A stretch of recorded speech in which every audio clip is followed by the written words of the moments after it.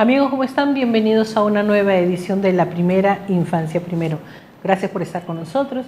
Y como todos los lunes, pues hoy día tenemos así un tema general subdividido. Es la importancia de las zonas de esparcimiento y educación para los niños con discapacidad. Pero en estos momentos vamos a hablar de un tema muy importante y que realmente queremos darlos a conocer, porque nos incluyen muchas familias que necesitamos este proyecto. INACAL promueve proyecto de norma técnica peruana para juegos infantiles inclusivos. Es un tema muy importante y tenemos con nosotros a Rosario Uria, directora de normalización INACAL, y a quien le damos la bienvenida y sobre todo le agradecemos por estar con nosotros. Y porque además es un proyecto muy interesante, muy bonito y lógicamente el inicio, ¿no? Gracias por estar acá nuevamente. Quisiéramos saber cómo nació este proyecto, cuál fue la idea y el objetivo fundamental. Bueno, Clotilde, en primer lugar, muchas gracias por invitarme. Yo soy directora de normalización del INACAL. El INACAL es un organismo técnico especializado en justamente desarrollar normas técnicas peruanas, adscrito al Ministerio de la Producción. Nosotros en el ámbito de nuestro trabajo siempre trabajamos en temas técnicos, ese es nuestro quehacer, y lo hacemos a través de un documento, un producto que se llama Norma Técnica Peruana. Una norma técnica es un documento técnico que tiene, digamos, como contenido requisitos técnicos de cómo deben ser las cosas, los productos, los procesos. En ese sentido, nosotros tenemos un comité técnico que ya tiene muchos años trabajando, que es el Comité Técnico de todo lo que es accesibilidad al medio físico. Es decir, un comité que ha hecho normas técnicas vinculadas a cómo deben ser las rampas para las personas que tienen pues el acceso para silla de ruedas, o cómo deben ser, digamos, los edificios o los diferentes, digamos, aspectos físicos que debemos tener en cuenta para las personas que tienen un tipo de discapacidad. Entonces, nosotros en el marco, digamos, de la política de Estado que tiene el país de promover el tema de la inclusión, desarrollamos una norma técnica que es un proyecto todavía de norma técnica. La norma se aprueba este mes, el 26 de diciembre. Esperemos que se apruebe. Como regalo de Navidad. Como regalo de Navidad. La norma técnica es la norma técnica 711.003. Es accesibilidad al medio físico, áreas de recreación, de juegos infantiles inclusivos. Entonces, esta norma lo que establece básicamente es una norma de requisitos de cómo deben ser los parques infantiles, claro, que tienen, digamos, como objetivo la recreación. ¿No? Primero, un parque busca que haya recreación, que haya un compartir con los niños.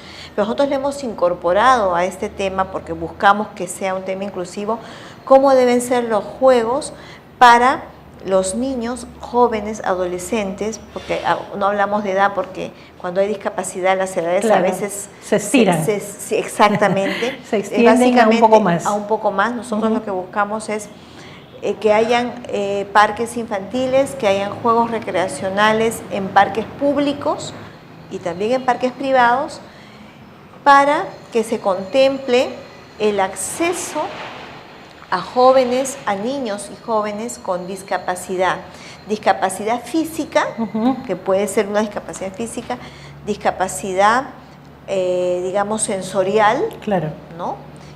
O discapacidad intelectual, ¿no? Que pueden darse estos casos también. Entonces es una norma muy interesante que hemos trabajado en conjunto.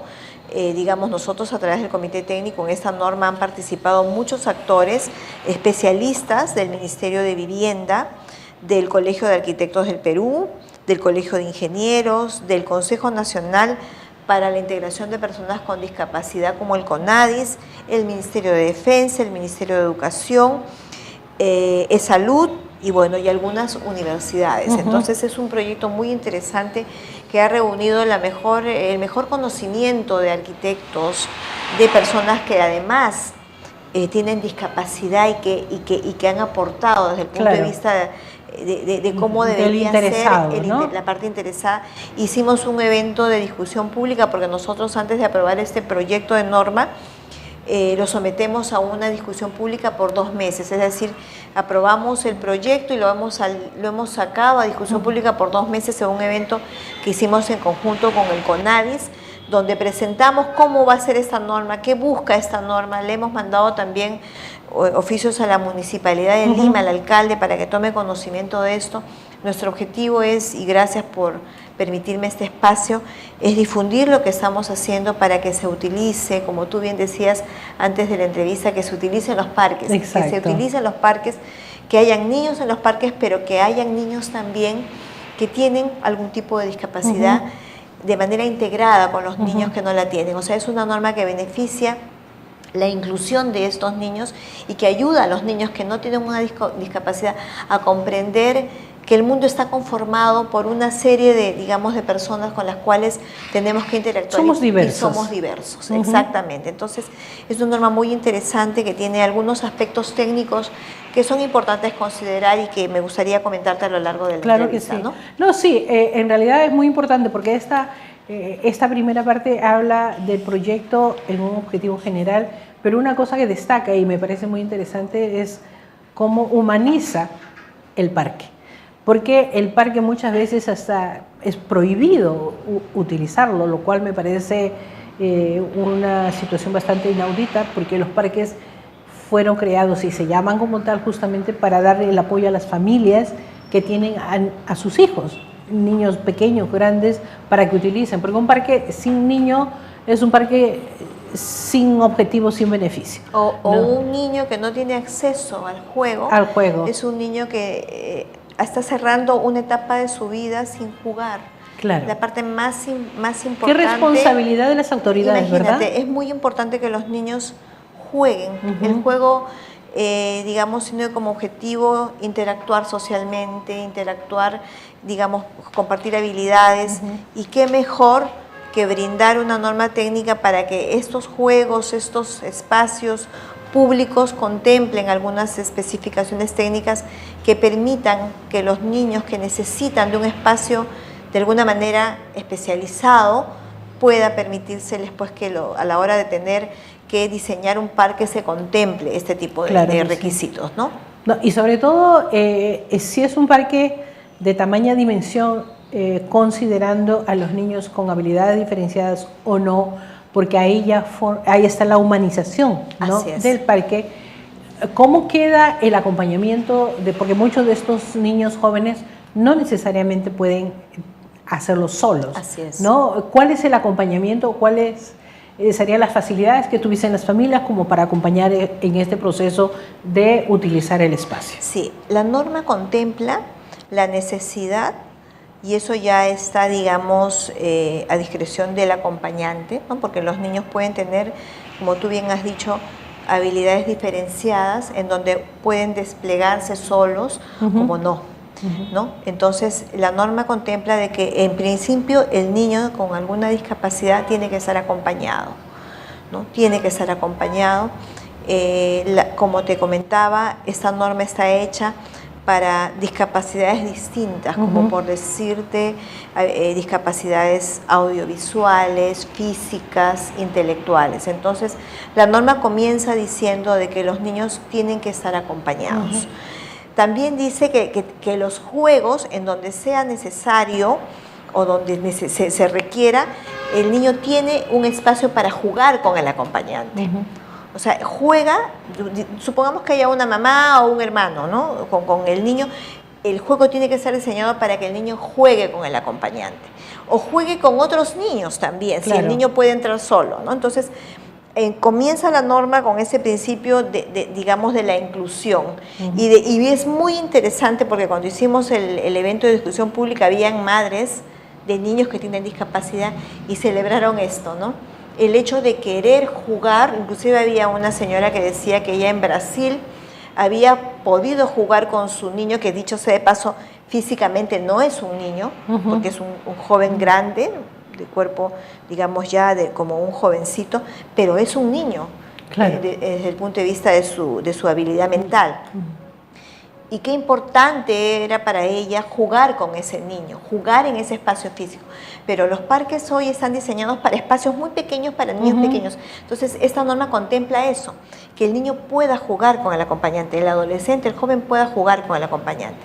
Y también tiene, digamos, una señalización y tiene instrucciones que son, digamos, desde una instrucción sonora, para quien pueda escuchar, una instrucción pododáctil o táctil, claro, y con braille, ¿no? También. Entonces es para diferentes. Entonces todas las instrucciones en los juegos deben permitir que quien tenga una discapacidad no se limite a poder, digamos, entender la instrucción del juego. Está señalizando de que debe tener diferentes tipos de instrucciones para saber cómo entrar, cómo jugar. Los espacios físicos, veíamos en algún momento te puedo pasar para que acompañes la imagen en el programa, juegos, por ejemplo, en donde en los columpios o en los subibajas o digamos, en algunos juegos que son circulares donde el niño juega, entra la silla de ruedas, por ejemplo, ¿no? Un niño que pueda tener una discapacidad. No tiene ninguna limitación. En un subibaja también hay una especie de dispositivo donde el niño puede jugar. Los juegos tienen que tener un área y una dimensión que permite el giro de la silla. De ninguna manera un niño, por ejemplo, que está con una silla de ruedas se tiene que sentir para nada que no tiene acceso.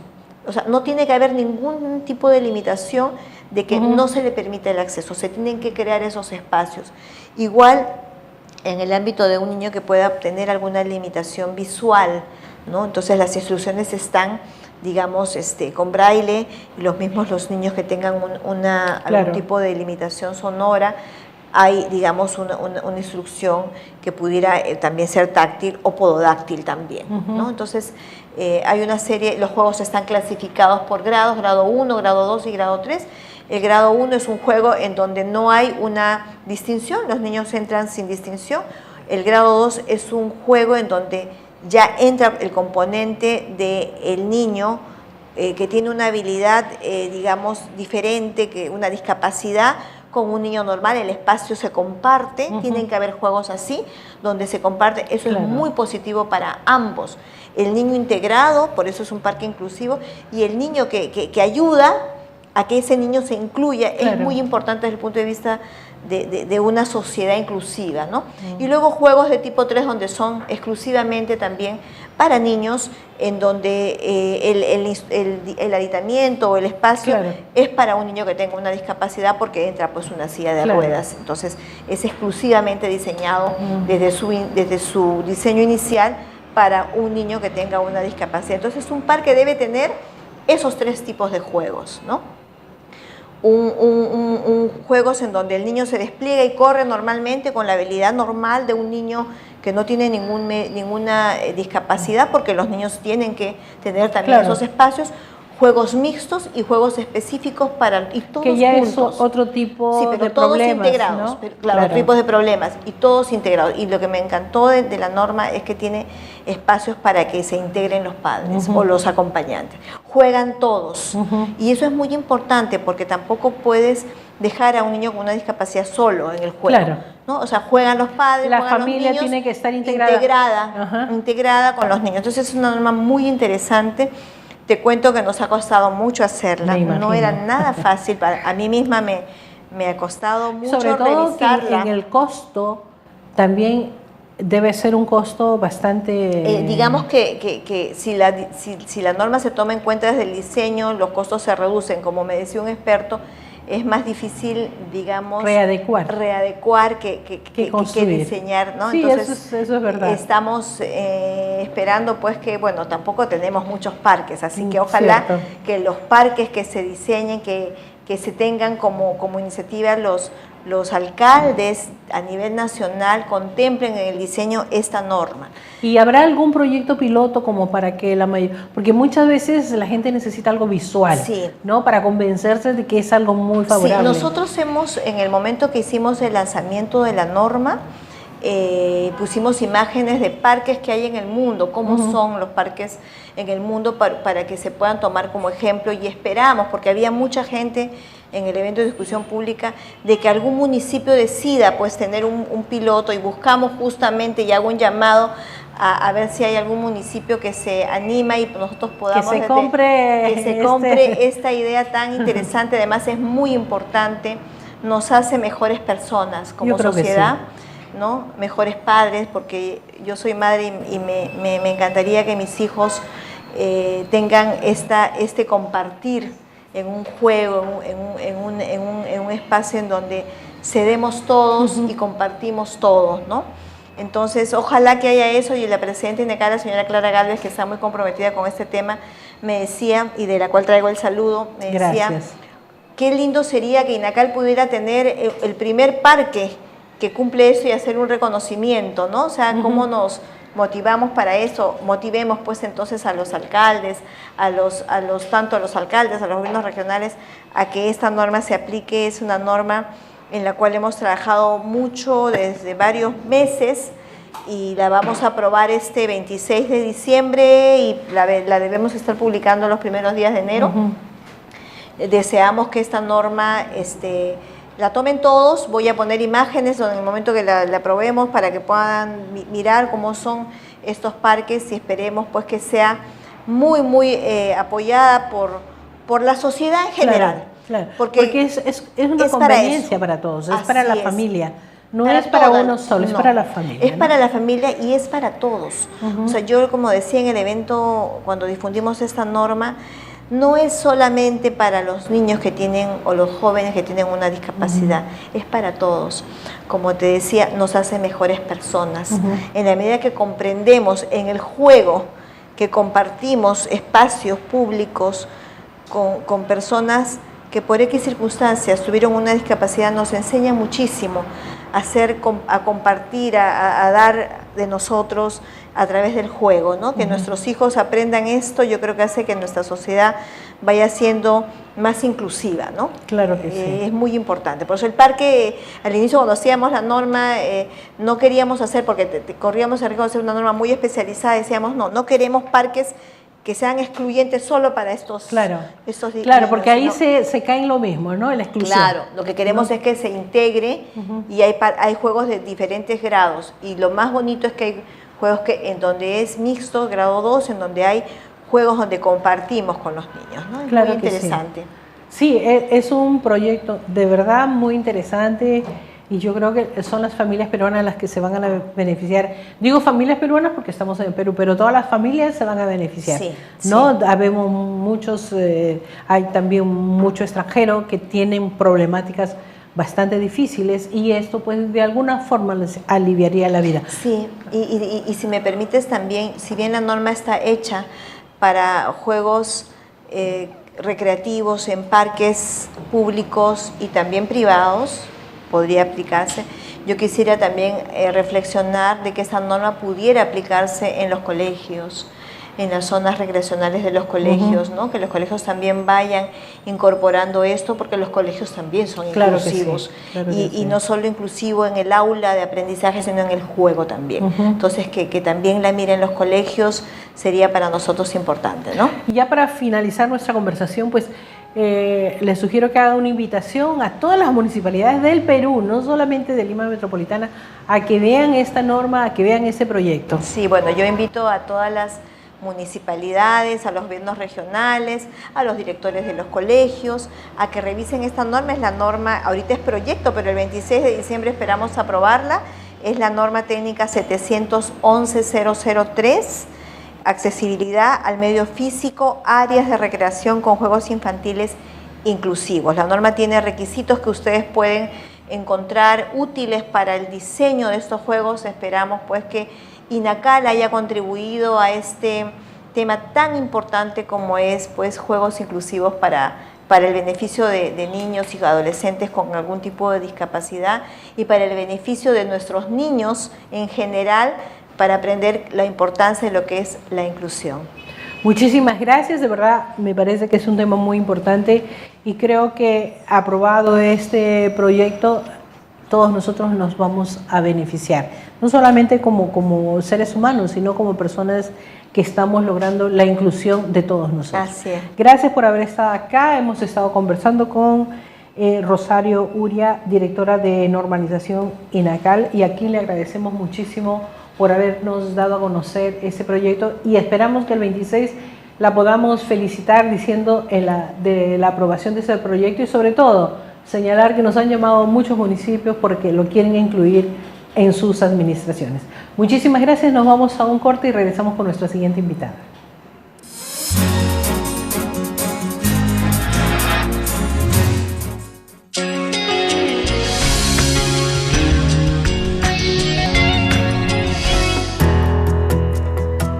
El fortalecimiento de las capacidades, habilidades y destrezas entre los diferentes niveles de gobierno, principalmente desde la gestión local, para su articulación en el territorio, es fundamental.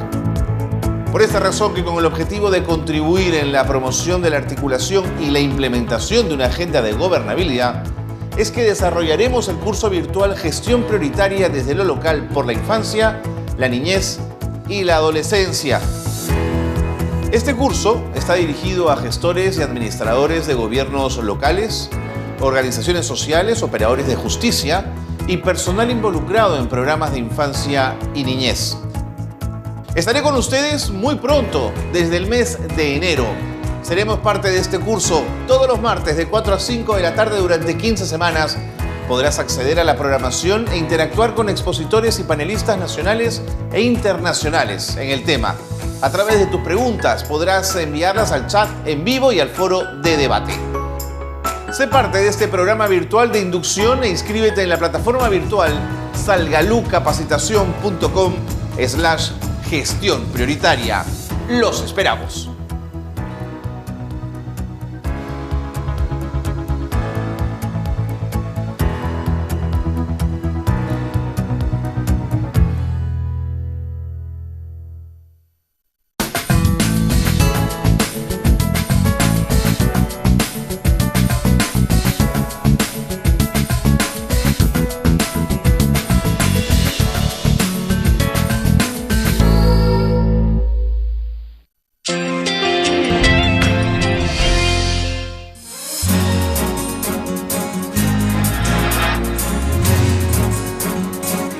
Bueno, nosotros vamos a seguir con el tema de inclusión. Ahora tenemos un tema muy importante, que es la educación para niños con discapacidad. Es un tema bastante complejo porque aparentemente pues, es una norma que debe haber inclusión en los colegios. Se ha mencionado con nuestra invitada anterior, pero sin embargo no todas las familias pueden decir no tengo problemas. Hay una serie de situaciones bastante complejas, complicadas y normativas que los colegios, por las diferentes razones que sean, no la pueden cumplir. Y justamente tenemos una entrevista realizada por María Ponce de nuestro área de prensa de Salgalú, donde esta señora da su testimonio. Es la señora Brenda Rukova y su hijo con síndrome Down. La señora Brenda pues tiene este niño de 11 años y que sigue peleando para lograr un colegio que incluya a su niño. Es una vía crucis de esta señora, y justamente lo más importante es ver cómo ella puede resolver su problema, porque un niño de 11 años hasta el momento no ha podido ingresar a la escuela. Veamos la entrevista.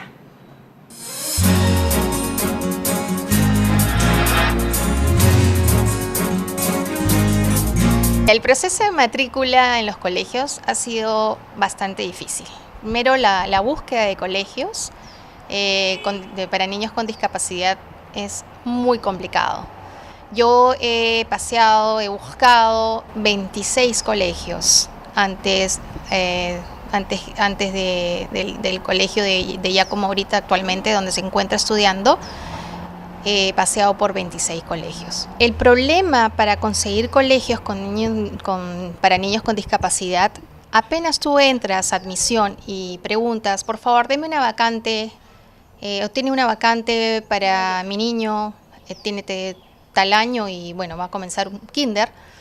Sí, dígame, ¿qué es lo que necesitas? Sí, bueno, necesito una vacante, mi niño quiero que estudie en el colegio y tiene síndrome de Down. Ah, ¿tiene síndrome de Down? No, señora, disculpe, pero no tenemos vacante. O sea, directo. O sea, era de frente la respuesta de la persona que atendía en admisión. Parece que tienen alergia. Para ellos se les hace un mundo recibir a un niño con alguna discapacidad. Es lamentable. Mira, he preguntado porque en varios colegios simplemente decían que no estaban preparados para recibir niños con discapacidad. 1. 2, hay un montón de colegios que están, ¿cómo te puedo explicar? Están ligados a una institución privada que se encarga de estos niños, colocarlos en los colegios, y hay varias instituciones hay una institución que está bien, ¿cómo te explico? Que abarca muchos colegios. Entonces, esa institución que tiene a sus niños, solamente colocan a sus niños de ellos, digamos, ¿no? De esa institución donde ellos estudiaron o tienen algún tema con esa institución, una terapia, en fin. Entonces, están como amarrados. Simplemente no respetan la ley que se ha dado, ¿no? La inclusión tiene que ser respetada, admirada y amada. La sociedad no está preparada. Lamentamos mucho eso. Tenemos que trabajar mucho por eso. Creen que los niños con algún tipo de discapacidad no están aptos a la inclusión, totalmente falso. Yo creo que el gobierno tiene que intervenir en eso, porque sin ayuda de una persona que realmente se haga respetar, eso no va a avanzar. Los niños con discapacidad, hay diferentes discapacidades. Hay severa, mediana y leve.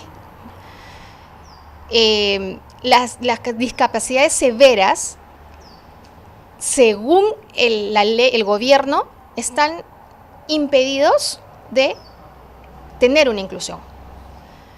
A mí me han comentado y he averiguado un poco más del tema, y la discapacidad leve y moderada tienen un poquito más de atención, de aceptación, exacto. A nivel nacional, la inclusión no está considerada en los presupuestos del Estado, ni tampoco de las municipalidades locales, tanto regionales como en la capital. Estamos para poder sumar, nosotros estamos como familia unida, gracias a nuestro hijo Giacomo, le gusta mucho el deporte, en el colegio le va muy bien, es muy sociable, le gusta bailar, ¿no? Le gusta cantar. Yo soy niño feliz, me encanta jugar mis juguetes.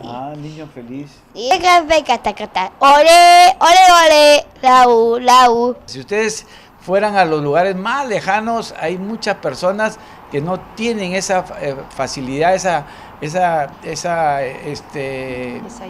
ayuda, a veces por vergüenza, porque la misma sociedad no los reconoce como tales, como niños tan igual como los demás. Si en el colegio es inclusivo, tienen que tener una unidad inclusiva, que se trata de una persona capacitada para tratar y acompañar, y vigilar, y observar, y ayudar a nuestros niños, ¿no?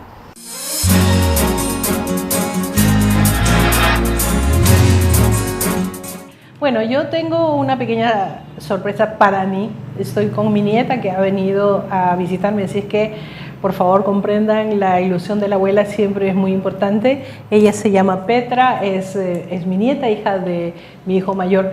Pero como no tenemos mucho tiempo, simplemente le agradezco que esté acá.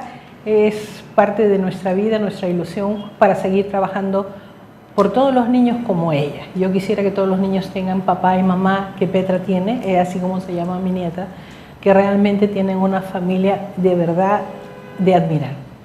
Bueno, Petra, te agradezco mucho que estés acá y nosotros vamos a seguir con nuestra siguiente invitada.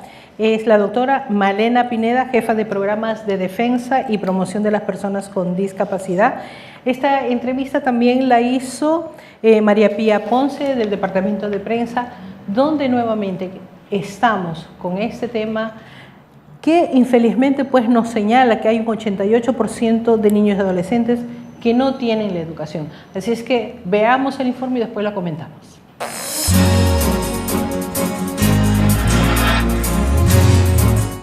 el Estado lamentablemente no viene garantizando para los estudiantes que tienen necesidades educativas asociadas a discapacidad u otras necesidades educativas, no viene garantizando lo que es esencial para satisfacer su derecho a la educación. Es decir, los docentes en las escuelas regulares no están debidamente ni suficientemente capacitados, ni hay un número suficiente de ellos que conozcan acerca de la educación inclusiva, tampoco de las adaptaciones curriculares que necesitan los diferentes estudiantes.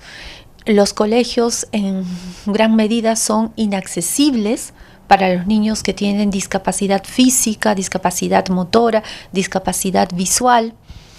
Hay gran rechazo por parte de los colegios regulares para matricular a los estudiantes que tienen una discapacidad, porque ellos sostienen de que no están preparados, ¿no? Y así comienzan a juntarse una serie de barreras que hacen que los padres no encuentren un colegio cercano a su hogar donde matricular a sus hijos. Entonces, en la gran mayoría tenemos papás que hasta buscan 12 colegios, 26 colegios, visitan 26 colegios antes de encontrar uno donde su hijo pueda ser aceptado o donde a su hijo además le brinden iguales oportunidades que al resto de los estudiantes y donde puedan enseñarle de acuerdo con las adaptaciones que el niño requiere. Entonces, la brecha de estudiantes, de niños, niñas y adolescentes, jóvenes con discapacidad en el sistema educativo termina siendo excesivamente alta, que es un 88%. O sea, no se garantiza la educación inclusiva de los estudiantes que tienen necesidades educativas asociadas a una discapacidad. Hace más de como 11 años, el Estado peruano firmó un tratado internacional muy importante, que es la Convención sobre los Derechos de las Personas con Discapacidad. Este tratado tiene un artículo muy específico, que es el artículo 24, donde se señala que todos los estados se comprometen a garantizar una educación inclusiva para las personas con discapacidad. ¿Por qué? Porque las personas con discapacidad en este país y en el resto del mundo tenían una educación segregada y que los invisibilizaba. Es decir, por tener la condición de discapacidad, pasaban a estudiar en colegios especiales. Esto originó muchísimos problemas, entre ellos la invisibilización, la discriminación, menos expectativas respecto a los aprendizajes de los niños, considerar que ellos son una carga, mucho desconocimiento sobre sus necesidades educativas, lo que ellos y la inversión por parte del Estado también. Entonces, desde hace 11 años el Estado debería ya haber cubierto todas las necesidades que tienen personas con discapacidad para acceder en igualdad de oportunidades a un sistema educativo regular, que es el que siempre está dispuesto para cualquier estudiante. Entonces, al no estar los colegios preparados para atender esas necesidades educativas especiales que tienen estudiantes por la condición de discapacidad, cualquier discapacidad es que comienza a originarse esta brecha enorme. Es decir, ahí entran obviamente niños que pueden tener una discapacidad física, cualquiera que sea, una discapacidad intelectual, una discapacidad mental, sordos, ciegos, sordos ciegos, en fin, las discapacidades son múltiples, son diversas, pero todos, hay que tener claro, tienen el derecho de estudiar, de aprender en un sistema educativo regular. Ese es el sistema que no se viene garantizando. Por eso es que el porcentaje de estudiantes que están en el sistema educativo resulta ser más o menos del 11%, siendo bastante bajo, y además es un sistema educativo que no es de calidad. Es decir, están matriculados, pero no necesariamente están aprendiendo. Entonces lo que está ocurriendo es que en lugar de haber inclusión, lo que hay es una integración, donde se pide que los estudiantes se adapten al colegio, pero el colegio no cumple con adaptarse a las necesidades del estudiante. Entonces los profesores no hacen las adaptaciones, no saben hacer adaptaciones curriculares. Si, por ejemplo, va a entrar a un colegio regular o entra un estudiante sordo, los profesores en gran porcentaje piensan que el hecho de que ellos no tengan intérpretes en lengua de señas o sus docentes no sepan de lengua de señas, esa es una razón para no aceptar al estudiante, para denegar la matrícula. Y eso, bajo la legislación internacional y nacional, eso se llama discriminación.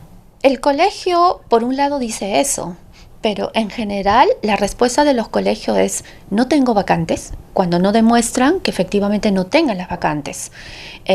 No estamos capacitados, este colegio no es accesible, no aceptamos a niños enfermos, cuando tampoco las discapacidades no son enfermedades. Otra de las cosas que dicen es que si aceptan a estos niños van a retrasar los aprendizajes de los otros niños y, en fin, una serie de prejuicios que terminan siendo totalmente discriminatorios, ya sea que eso sea dicho por el director del colegio, por los docentes, pero también por padres de familia de los otros estudiantes que están en las aulas, que están en el sistema educativo. Y entonces, ¿qué es lo que pasa? Son niños que no están estudiando. Y entonces, los niños que no estudian, ¿qué futuro pueden tener? Muchas veces se les llama los niños sin futuro. Y cuando todo niño, en cualquier estado, en cualquier parte del mundo, hay una obligación de respetar el derecho a aprender, el derecho a la educación. Entonces, ¿dónde están estos niños? En sus casas, encerrados, viendo televisión, o en zonas rurales, que es mucho más complejo, mucho más difícil. Imagínense, la inclusión prácticamente no existe. Entonces, si en una familia hay varios niños y hay un niño que tiene una discapacidad, sin importar tampoco si es una discapacidad leve, el niño no está en el sistema educativo y el niño es un niño que no tiene un futuro. Entonces es un niño que no está aprendiendo de autonomía, que no está aprendiendo de independencia y que no está aprendiendo todo lo que cualquier niño o cualquiera de nosotros tiene derecho a aprender o ha aprendido. Son niños invisibilizados, y cuando se invisibiliza además a un grupo muy vulnerable, entonces ellos no forman parte de las políticas públicas, de los programas, de los servicios. Y eso es terrible. Muchos estudiantes con discapacidad terminan la primaria o terminan la secundaria, chicos sordos que les dan un cartón de haber terminado la secundaria y son analfabetos. Entonces no pueden competir con sus pares sin discapacidad porque no tienen la misma preparación. Y ellos se dan cuenta y sus padres se dan cuenta. Entonces, haciendo un gran esfuerzo, ellos quieren postular a un instituto, a una universidad, y el sistema educativo los rechaza. Un sistema educativo que no está preparado para los estudiantes, para los vulnerables, es un sistema educativo que automáticamente los va a botar del sistema. ¿Por qué? Porque, por ejemplo, el niño no está aprendiendo. En el caso de un sordo, si le brindan la educación oralmente y no en lengua de señas, entonces el chiquito permanece como analfabeto y va a salir del sistema educativo. No va a tener una preparación a futuro. Y eso es grave, porque hay, insisto, una obligación por parte del Estado de justamente priorizar la inversión pública y las políticas públicas en quienes más lo necesitan. Ahí es donde se hace la inclusión. La inclusión se hace para aquellas personas que no están en los sistemas educativos, con quienes hay que hacer un esfuerzo mucho mayor. Para el resto ya hay colegios, hay unos ajustes que se pueden hacer, pero para los más vulnerables no. Y esto es en verdad muy, pero muy peligroso. Por eso es que los padres de estos estudiantes continuamente, cuando acuden a la Defensoría o cualquier ministerio, lo que dicen es, nos transmiten la preocupación: ¿qué va a pasar de nuestros hijos el día que nosotros ya no estemos? Y efectivamente, ¿qué va a pasar con esos niños? ¿A dónde van a ir? ¿A qué lugar? ¿A un albergue? No, la idea no es que unos niños vayan a un albergue, sino que continúen con un proyecto de vida futura. Hay que tener en cuenta que no se puede ver a las personas, a los estudiantes con discapacidad como personas incapaces. Ya el Estado hace un año ha reconocido bajo el Código Civil, bajo las normas civiles, que todas las personas con discapacidad tienen capacidad jurídica, pueden ejercer y ejecutar cualquiera de sus actos, sino que necesitan ajustes, apoyos, adecuar los procedimientos, adecuar los servicios educativos a cada una de sus necesidades.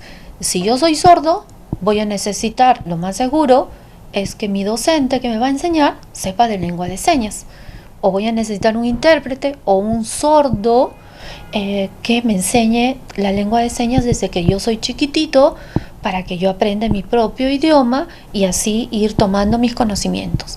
Si yo soy ciego, también voy a necesitar otro tipo de ajustes, de adaptaciones, el sistema braille, el JAWS, que es el lector de pantallas, y así sus textos en braille, también textos también adaptados según cada una de las necesidades. No es lo mismo lo que necesita un niño, los niños con autismo, los niños sordos, pero cada niño también tiene diferentes necesidades educativas que son distintas. Otro campo también son las necesidades educativas especiales que tienen otros niños dentro de la diversidad. Los niños que tienen TDAH, discalculia, disgrafía, son niños que no tienen una discapacidad, pero que también requieren ajustes dentro del sistema educativo inclusivo. Pero ese sistema tampoco está respondiendo a las necesidades de este grupo, y más o menos son el 30% de los niños que hay en cada aula que tiene otro tipo de dificultades en los aprendizajes, ¿no? O sea, no se puede homogeneizar en el sistema educativo a los estudiantes, porque los estudiantes no son homogéneos, son diversos. Segundo, no podemos seguir teniendo docentes del siglo pasado con estudiantes que tienen ahora, en este siglo, en estos años, en estos días, otras necesidades educativas. El colegio no puede seguir el mismo. La infraestructura, los materiales y todo eso debe responder a cada una de las necesidades educativas de cada uno de los niños dentro del salón. Y recordemos, el estudiante no es el que fracasa en el sistema educativo, es el sistema educativo el que fracasa respecto a ese estudiante. Esta es una obligación del Estado, pero ¿quién es el Estado? En cada Estado hay un órgano rector en cada derecho. Si estamos hablando del derecho a la educación, entonces es una obligación del Ministerio de Educación. Pero el Ministerio de Educación tiene otra tipo de entidades, ¿no? Están la SUGEL, ¿no? Que son las que tienen que fiscalizar a cada uno de los colegios, tanto del sistema público como del sistema privado. Están cada una de las direcciones regionales de educación en cada región de nuestro país, ¿no? Pero además el sistema educativo en nuestro país, recuerden que es público, que debe ser de calidad tanto en el ámbito público como en el ámbito privado. Pero resulta que cuando estamos hablando del derecho a la educación de los estudiantes con discapacidad, las mismas dificultades las tienen tanto en colegios públicos como en colegios privados. Lo mismo, no se garantiza. Entonces, recordemos ahí que la educación al sistema privado no está al margen de cumplir con los derechos y con los estándares internacionales de respeto a los derechos de esta población. Porque yo, cuando colegio público brindo un servicio que es público, pero lo hago en el colegio privado, yo también tengo que garantizar, porque además yo cobro esa pensión, y entonces el servicio tiene que ser idóneo, es decir, tiene que responder a la necesidad educativa del estudiante que está dentro del aula. Yo estoy cobrándoles porque les tengo que brindar un servicio correcto. Por lo tanto, ahí en el sistema privado también se debe garantizar cada uno de los elementos, teniendo obviamente en primer lugar colegios que sean accesibles y profesores, docentes debidamente capacitados, ¿no?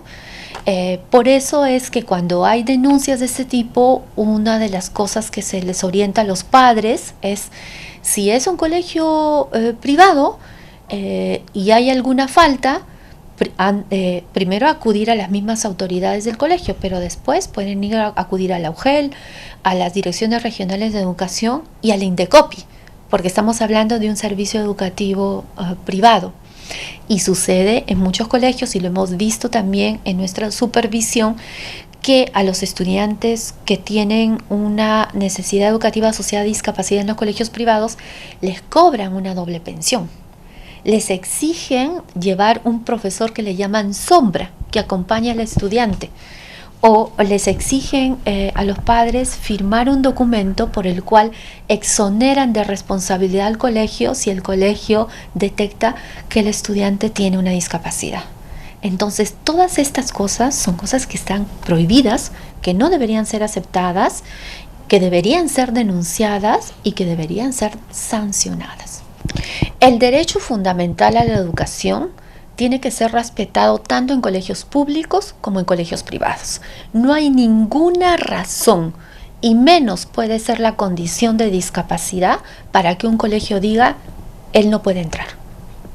Eso está terminantemente prohibido porque viola un derecho fundamental y eso debería ser sancionado. No estamos hablando de una obligación que data del año pasado. Estamos hablando de obligaciones nacionales e internacionales que llevan muchos años. La Ley General de Educación cambió en el año 2003 para que el derecho a la educación sea equitativo y sea inclusivo. Por lo tanto, el sistema educativo ahorita no debería haber ningún problema. Debería recibir a cualquier niño con cualquier necesidad educativa, ya sea cualquier condición. Uno no puede decir que porque este estudiante tiene tales características, a él sí no le respeto el derecho a la educación. No. Y menos en el servicio educativo privado, donde uno paga, y eso debe tener una correspondencia en el sentido de asegurar la idoneidad del servicio.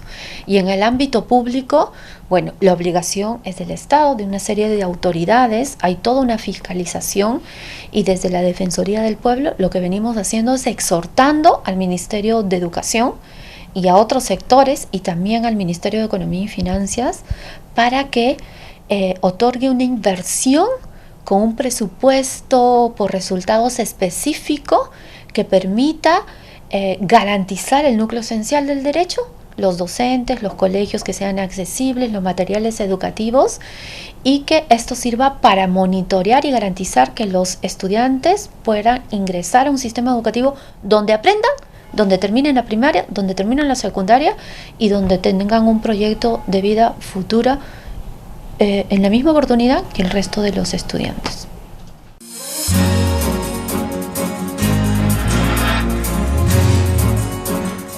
Bueno, es muy importante que logremos pues que nuestros colegios tengan esta importante relación con la discapacidad de nuestros niños y que todos podamos lograr esta inclusión, porque es un favor muy grande para todas las familias, porque nuestros niños van a aprender a lidiar con todos estos temas de diferencias que a veces se presentan.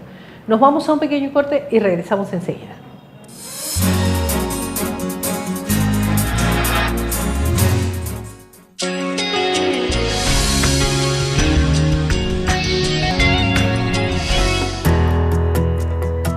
El fortalecimiento de las capacidades, habilidades y destrezas entre los diferentes niveles de gobierno, principalmente desde la gestión local, para su articulación en el territorio, es fundamental. Por esta razón, que con el objetivo de contribuir en la promoción de la articulación y la implementación de una agenda de gobernabilidad, es que desarrollaremos el curso virtual Gestión Prioritaria desde lo local por la infancia, la niñez y la adolescencia. Este curso está dirigido a gestores y administradores de gobiernos locales, organizaciones sociales, operadores de justicia y personal involucrado en programas de infancia y niñez. Estaré con ustedes muy pronto, desde el mes de enero. Seremos parte de este curso todos los martes de 4 a 5 de la tarde durante 15 semanas. Podrás acceder a la programación e interactuar con expositores y panelistas nacionales e internacionales en el tema. A través de tus preguntas podrás enviarlas al chat en vivo y al foro de debate. Sé parte de este programa virtual de inducción e inscríbete en la plataforma virtual salgalucapacitación.com gestión prioritaria. Los esperamos.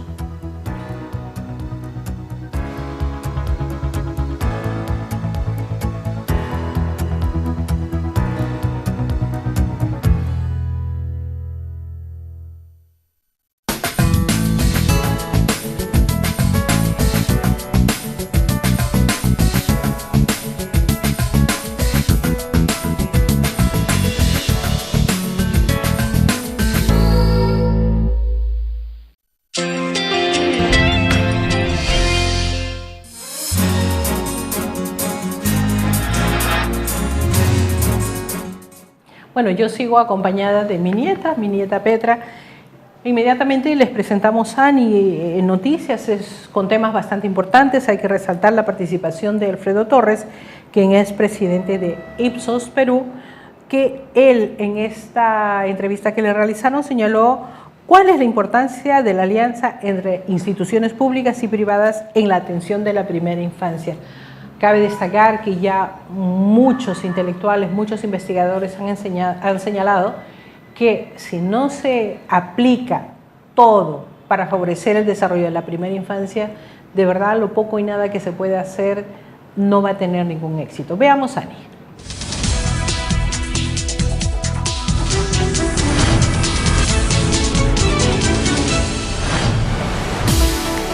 Hola amigos, ¿qué tal? Mi nombre es Jani Martínez y esta es una edición más del micronoticiero de la Agencia de Noticias de la Infancia. Acompáñenos con el hashtag Con la Infancia en el Corazón. Debido a las últimas encuestas de Ipsos Perú, su presidente Alfredo Torres declaró para Salgalú TV cuál es la importancia de la alianza entre instituciones públicas y privadas en la atención de la primera infancia y que se debe tener como prioridad el combate a la anemia, desnutrición y pobreza. Escuchémoslo. Bueno, es claro para todos que el Estado no se da abasto. Un gran problema que tenemos en nuestro país es la limitación del Estado de ir a todas partes. Por otro lado, la inversión privada representa el 80% de la inversión en el país. Entonces, nada mejor que una alianza público-privada para poder llegar a todos lados de manera complementaria, ¿no? La presidenta del Consejo Nacional de Ciencia, Tecnología e Innovación Tecnológica, Fabiola León Velarde, destacó en el programa Diálogo Abierto que se transmite por Salgalú TV que se deben divulgar actividades y realizar experiencias que favorezcan en el desarrollo de acciones que potencien a los niños y niñas en el uso de ciencia y tecnología a nivel nacional. Escuchémosla.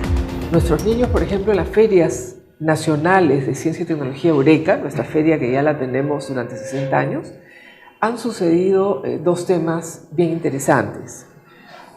Uno es que tenemos ahora más mujeres ganando los proyectos de ciencia y tecnología, más niñas, ¿no? Y otro es que venimos ya ganando con más asiduidad las ferias internacionales. Así es. La última de Brasil ha sido ganada por los niños peruanos. Ya se encuentran abiertas las inscripciones para el curso Gestión Prioritaria desde lo local por la infancia, la niñez y la adolescencia. Este curso busca difundir, fijando en la población, el importante rol que tienen los gobiernos locales o municipalidades en la gestión y articulación territorial a favor de la infancia, motivando los mecanismos de participación con la intervención de los actores sociales en la protección contra la violencia de la infancia, adolescencia y el pleno desarrollo en cada distrito. Inscríbase en el link que aparece en pantalla.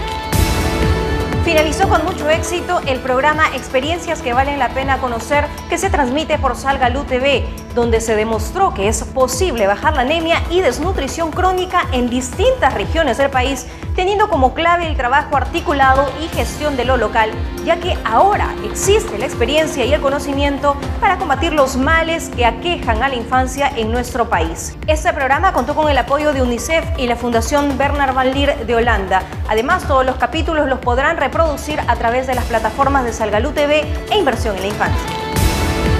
Hace una semana se conmemoró los 30 años de los derechos del niño. En ese sentido, con la coordinación de la Mesa de Concertación de la Lucha contra la Pobreza y asociaciones civiles como Save the Children y Acción por los Niños, se elaboró el Informe Nacional sobre la situación de los derechos de la niñez y la adolescencia, con la intención de que las voces que han hecho posible este documento sean escuchadas y tomadas en cuenta al momento de tomar decisiones e implementar políticas y medidas nacionales, regionales y locales para proteger a la niñez y la adolescencia. Si quieren saber cómo se encuentra la situación en salud, educación, pobreza, identidad y el gasto correcto del presupuesto público en la primera infancia en su región, ingrese al Infobarómetro en la página que aparece en pantalla para más información. Compartan y difundan este video y recuerden siempre acompañarnos con la infancia en el corazón.